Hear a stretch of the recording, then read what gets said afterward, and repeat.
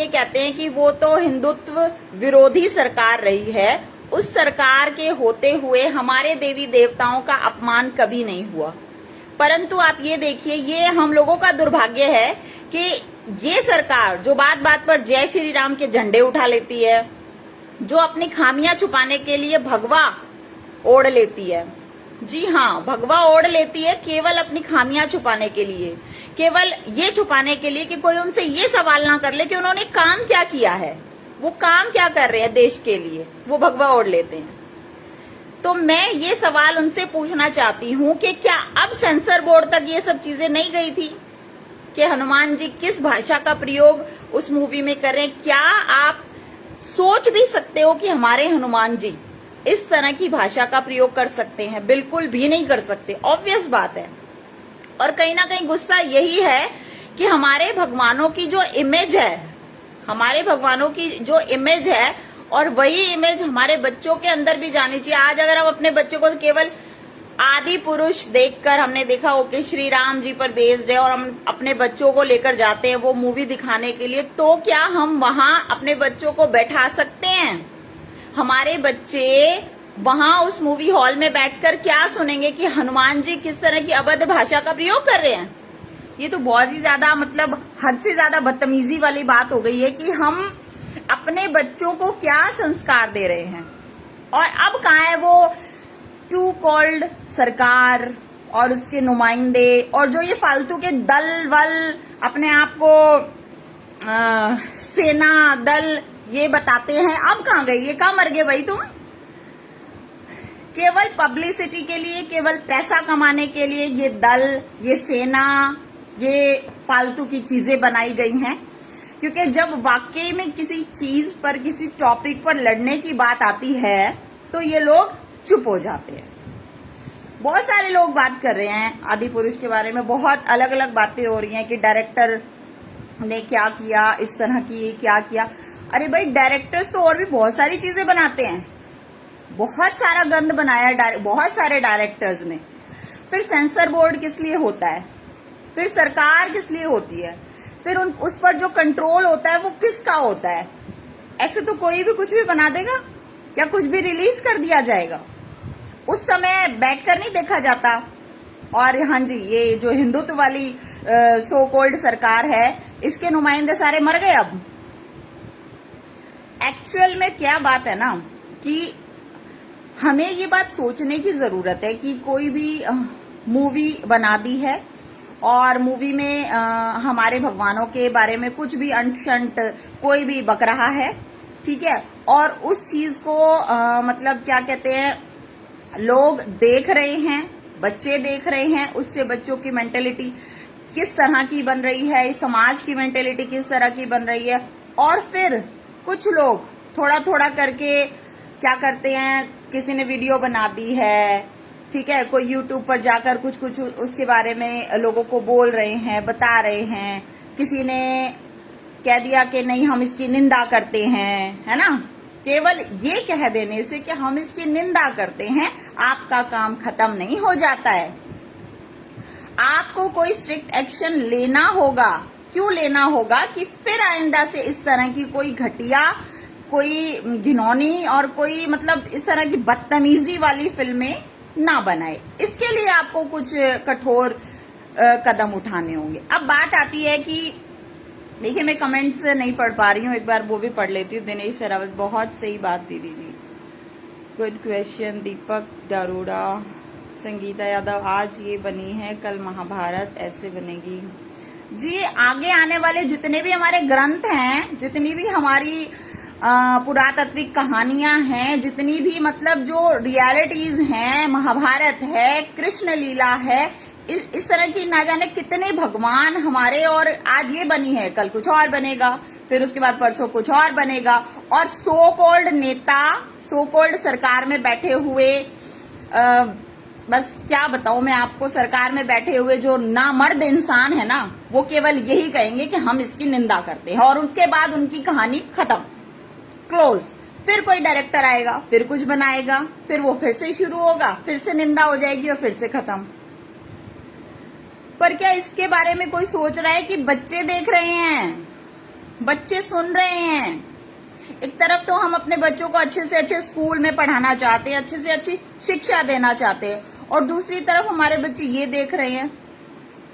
जय श्री राम के नारे लगाने वाले नहीं जानते कि हमने क्या कहा है। जय श्री राम का नारा तो कहता है कि मैं ईश्वर से राम के मुताबिक जीवन गुजारने की पुकार लगाता हूँ। ईश्वर सदा ही मेरा जीवन, भगवान महान है। और जय भीम, कुछ नहीं, ये जानबूझकर करवाया जा रहा है।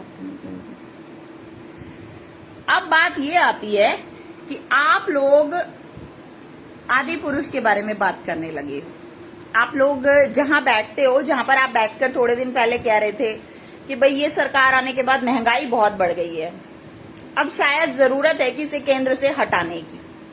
आप इस तरह की बातें सोचने लगे हो कि हम 10,000 रुपए अगर हम कमा रहे हैं और हमारा खर्चा 15,000 हो रहा है, दूध कहाँ था कहाँ हो गया, सिलेंडर कहाँ था कहाँ हो गया, सीएनजी कहाँ थी कहाँ हो गई है, पेट्रोल कहाँ था अब कहाँ चला गया है, हमारा तो मतलब गुजारा ही नहीं हो रहा है। काम मिडिल क्लास फैमिली का तो सत्यानाश कर दिया इस सरकार ने।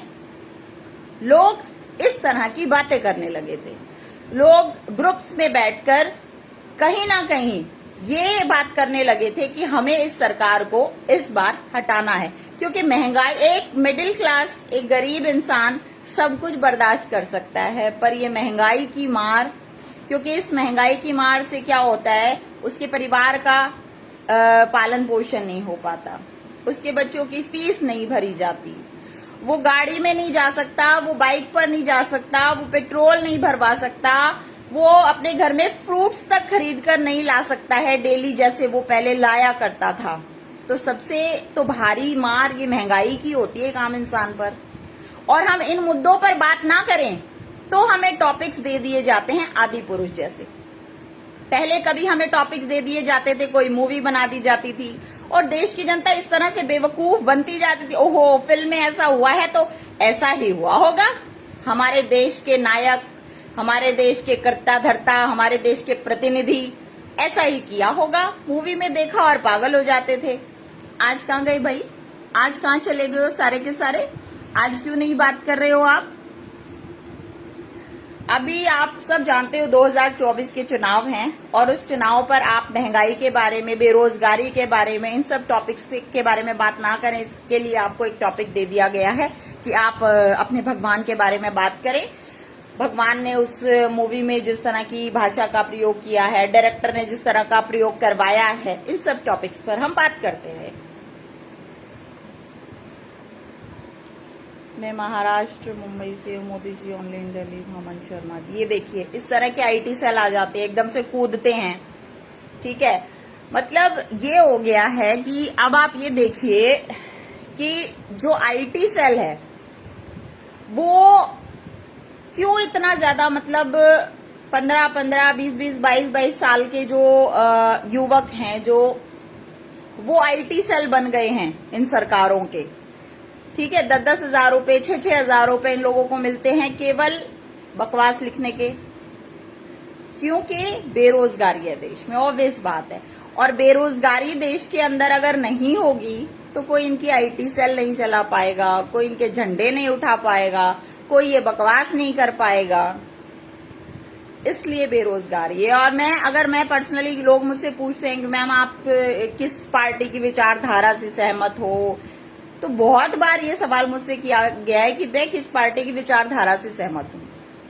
फिलहाल मैं किस पार्टी की विचारधारा से सहमत हूँ ये तो मैं आपको नहीं बता सकती हूँ, लेकिन हाँ, मैं किस पार्टी की हरकतों से परेशान हूँ, मैं किस पार्टी की मतलब हरकतों को ऑब्जर्व करके ये देखती हूँ कि एक मिडिल क्लास इंसान गरीब होता जा रहा है। वो मिडिल क्लास जो कभी सपने देखता था कि मेरा बड़ा घर होगा, मैं शायद गाड़ी ले पाऊंगा, मैं शायद अपने बच्चों को अच्छे प्राइवेट स्कूल में पढ़ा पाऊंगा, उस मिडिल क्लास के उन सपनों को तोड़ दिया है इस सरकार ने। ये सरकार इस हद तक गिरती जा रही है कि अपने दोस्तों को लाखों लाखों, करोड़ों करोड़ों के उनके कर्ज बैंक से माफ करवा देती है, लेकिन एक मिडिल क्लास फिर भी धक्के खाता रह जाता है। और फिर भी ये आईटी सेल आते हैं, बीच में बकवास करते हैं और आप में से किसी के अंदर हिम्मत नहीं है कि आप एनआईटी सेल वालों को जवाब दे दो। आप में से किसी में भी ये हिम्मत नहीं होती कि 4 लोग अगर बैठकर बकवास कर रहे हैं तो आप उनको ये जवाब दे दो कि तुम्हारे लिए क्या कर दिया। और कोई भी सरकार हमारे भगवानों की हिमायत करेगी क्या?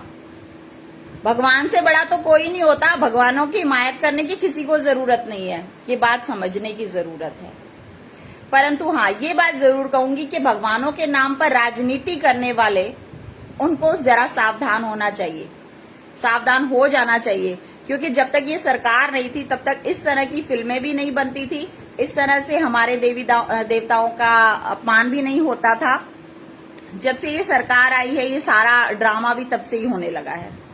अब बात आती है कि केवल अपने घर पर बैठकर हम बात करते रहे कि हम आदि पुरुष में ऐसा हुआ, ऐसा नहीं होना चाहिए था, हम इसकी निंदा करते हैं। यदि आप सच में चाहते हो कि इस तरह की फिल्में दोबारा ना बने, तो आप जहां कहीं भी हो, जिस भी राज्य में हो, जिस भी देश में हो, जहां पर भी बैठे हुए हो, वहीं से आदि पुरुष के डायरेक्टर के खिलाफ एफआईआर कीजिए। जी हाँ, कुछ तो कीजिए, कुछ तो आप मतलब ये दर्शाइए कि हाँ, आप अपने भगवान के लिए फील करते हैं, है ना। केवल भगवा लेकर लहरा देना, केवल जय श्री राम के नारे लगा देना, ये सब ना करके कुछ एक ये काम कीजिए जिससे कि उस पर प्रेशर बने। क्योंकि देखो, सरकार को तो शर्म नहीं है, सरकार में बैठे हुए लोगों को भी शर्म नहीं है, उन्हें केवल राजनीति से मतलब है। 2024 के चुनाव, किसी को 2025 के चुनावों से मतलब है। और इसी के साथ साथ मैं ये भी कहूंगी, इस वीडियो के 2 मकसद हैं।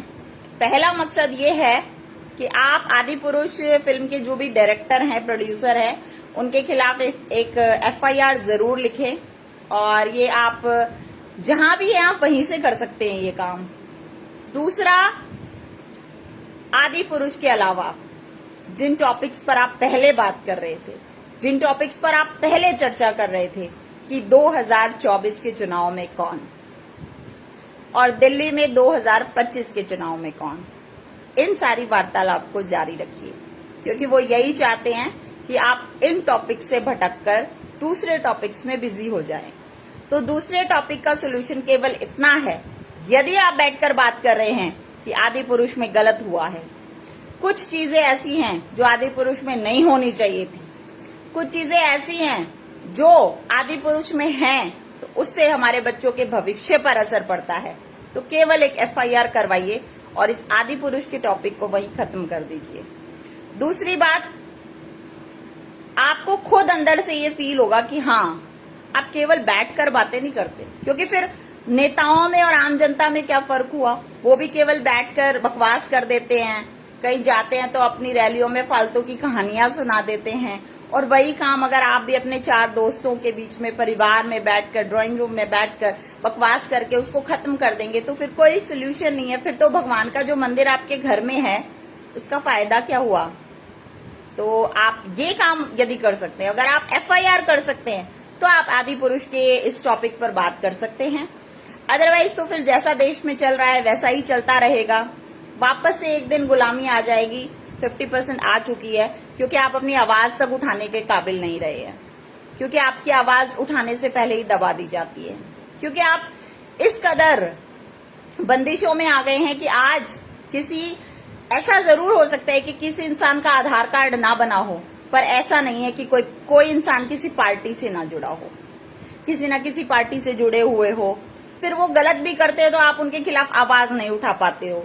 हाँ, सही कर रहा है, हाँ जो भी है ठीक कर रहा है, हमारे को 2 पैसे बच जाते हैं तो हमें बोलने की जरूरत नहीं। यही करते आए हो, यही अपने बच्चों को सिखाओगे, यही आपके बच्चे करेंगे, तो देश के भविष्य का सत्यानाश करने में तो कहीं ना कहीं आपका भी हाथ है ना। तो मैं यही कहूंगी, वापस से एफआईआर अगेंस्ट आदि पुरुष जरूर कीजिए। और दूसरा, 2024 के चुनाव के लिए वार्तालाप भी कीजिए, सही मुद्दों पर बात भी कीजिए।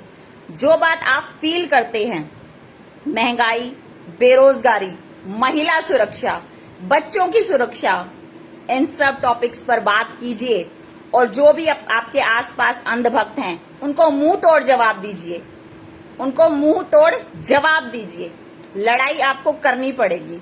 वो अंधभक्त हैं, वो केवल जय श्री राम के अलावा दूसरा शब्द नहीं कह सकते। वो भगवान के नाम पर आपका बेवकूफ बना रहे हैं, अपना खुद का बेवकूफ बना रहे हैं, अपने बच्चों का बेवकूफ बना रहे हैं, इस देश का बेवकूफ बना रहे हैं। आपको ये सब करने की जरूरत नहीं है। आपको अंधभक्त नहीं बनना है। आपको अपने बच्चों के लिए लड़ना है, इस देश के भविष्य के लिए लड़ना है, इस देश के लिए लड़ना है। तो बस इसी के साथ मैं अपना लाइव यहीं समाप्त करती हूँ और आशा करती हूँ कि शायद किसी को ये बात जरूर समझ में आएगी कि ऋतुदैया कुंडू नजफगढ़ की बेटी ने कोई जो बात कही है उसके पीछे कोई ना कोई मायने जरूर है। तो यही कहूंगी कि आज ही ये भूल जाइए कि आप फला फला पार्टी से हैं, क्योंकि पार्टी ने आपको जन्म नहीं दिया है। आपके माता पिता ने आपको जन्म दिया है और इस उम्मीद से जन्म दिया है कि हमारे बच्चे बड़े होकर हमारा और इस देश का नाम रोशन करेंगे। उन्होंने जिस दिन आप पैदा हुए होगे, आपको हाथ में लिया होगा, तो कभी सपने में भी नहीं सोचा होगा कि आप किसी की चाटुकारिता करो। कभी सपने में भी नहीं सोचा होगा कि ये मेरा बच्चा किसी के ऑफिस में केवल 2 बोतल शराब के लिए अपने जमीर को बेच देगा। उन्होंने बिल्कुल भी नहीं सोचा होगा कि ये मेरा बच्चा बड़े होकर शादी करेगा और जब अपने बच्चे पैदा करेगा तो अपने बच्चों के भविष्य के लिए भी नहीं लड़ पाएगा। वो ये सोचकर आपको बिल्कुल भी उन्होंने पैदा नहीं किया था। तो इन सब चीजों को भूल जाइए भाई। कोई तो जिंदगी में एक ऐसा काम कीजिए कि आपके माता पिता को आप पर गर्व हो, आपके बच्चों को आप पर गर्व हो। जाकर बैठ जाते हो 2-2 धेले के लोगों के ऑफिस में, वहां जाकर 2-4 बकवास कर देते हो, 2-4 घूंट दारू पी लेते हो और बस हो गया काम। क्या इमेज बन रही है आपके बच्चों के ही उसमें माइंड में आप लोगों के लिए क्या पिक्चर बन रही है, आपने कभी सोचा है? कभी नहीं सोचा आप लोगों ने। सोचने की जरूरत है भाई, सोचने की जरूरत है। और अगर आप ये सोचो कि हम देश के लिए ये कर देंगे, वो कर देंगे, फलाना कर देंगे, धिगड़म कर देंगे, चाटुकारिता छोड़ दो, चमचागिरी छोड़ दो। खुद कमाते हो, अपने बच्चों का पेट खुद पालते हो, किसी और पर डिपेंड नहीं हो, फिर क्या है, मतलब क्या जरूरत आन पड़ती है चाटुकारिता करने की? और किसी और पर डिपेंड हो भी तो ये थोड़े बहुत पैसों के चक्कर में अपने जमीर को मत बेचो भाई। शर्म करो, ठीक है? इन सब चीजों से बाहर निकलो। एंड मतलब मुझे लगता है कि अगर आप इन सब चीजों से बाहर निकल गए तो शायद आपने दूसरी आजादी की लड़ाई लड़ ली है फिर तो। क्योंकि आजादी की लड़ाई लड़ने के लिए कुछ करने की जरूरत नहीं है। आजादी की लड़ाई लड़ने के लिए सबसे पहले तो अपने आप को इन नेताओं की जी हुजूरी, चाटुकारिता, इन सब चीजों से आजाद करने की जरूरत है। पहले इन सब चीजों से अपने आप को आजाद कीजिए, नहीं तो आप अपने बच्चों के सामने ना मुंह दिखाने लायक नहीं रहेंगे। बस इसी के साथ मैं आज का लाइव यहीं खत्म कर रही हूँ और मिलती हूँ फिर नेक्स्ट लाइव में आप सभी लोगों के साथ, एक नए मुद्दे के साथ, एक नई आवाज के साथ। Thank you so much, bye bye, take care.